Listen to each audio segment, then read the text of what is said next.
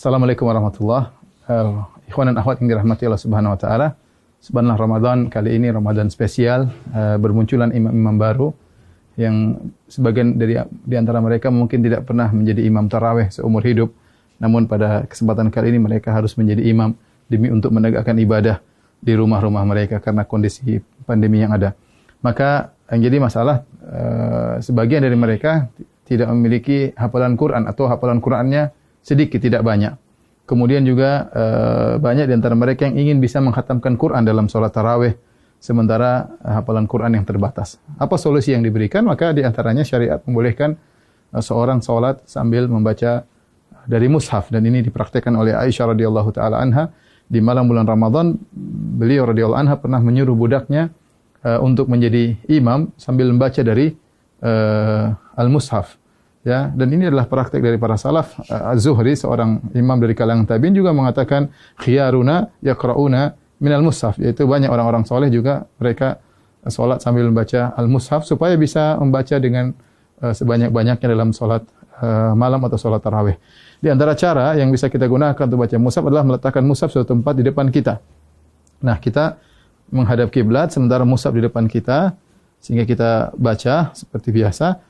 Setelah itu nanti kalau kita mau ruku, ya terpaksa mungkin kita agak ke kiri sedikit, kemudian kita baru ruku, Allahu Akbar. Ya.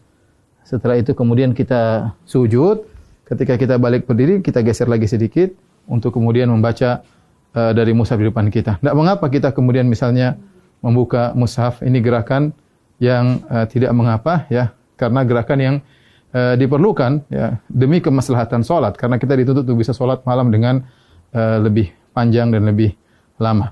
Ya, ini adalah cara pertama tatkala kita ingin salat dengan membuka mushaf di depan kita.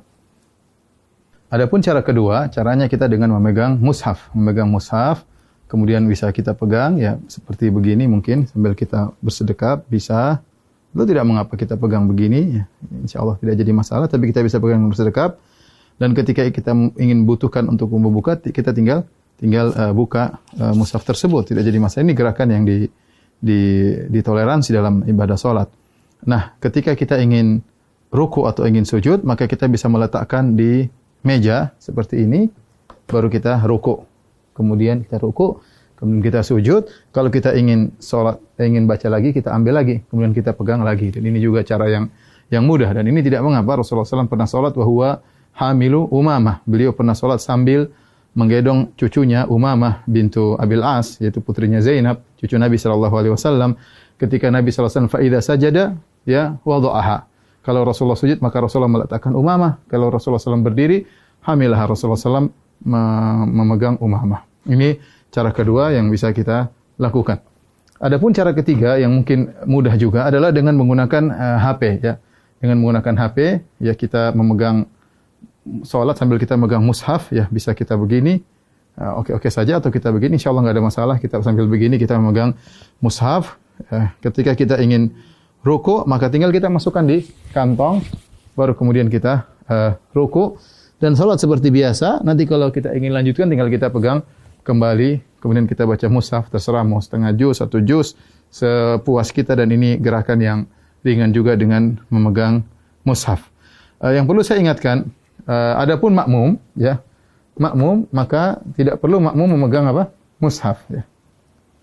Ya, jadi sebagian makmum tatkala mereka salat, mereka sambil mengikuti bacaan imam dengan memegang mushaf, dan ini adalah cara yang keliru karena makmum tidak perlu untuk memegang mushaf. Yang perlu adalah imam. Dengan demikian para ulama melarang para makmum untuk memegang mushaf karena adalah gerakan yang tidak diperlukan, dan asal hukum dalam gerakan dalam salat adalah makruh. Karena ini gerakan yang tidak diperlukan, maka mereka tidak disyariatkan untuk memegang Al-Quran. Semoga para ikhwan yang jadi imam-imam baru di tahun ini, semoga bisa menjalankan ibadah dengan sebaik-baiknya, dan bisa membimbing keluarga dalam melaksanakan, mengisi hari-hari mereka, waktu-waktu mereka di malam-malam Ramadan. Taqabbalallahu minna wa minkum. Semoga ibadah kita diterima oleh Allah Subhanahu wa taala. Assalamualaikum warahmatullahi wabarakatuh.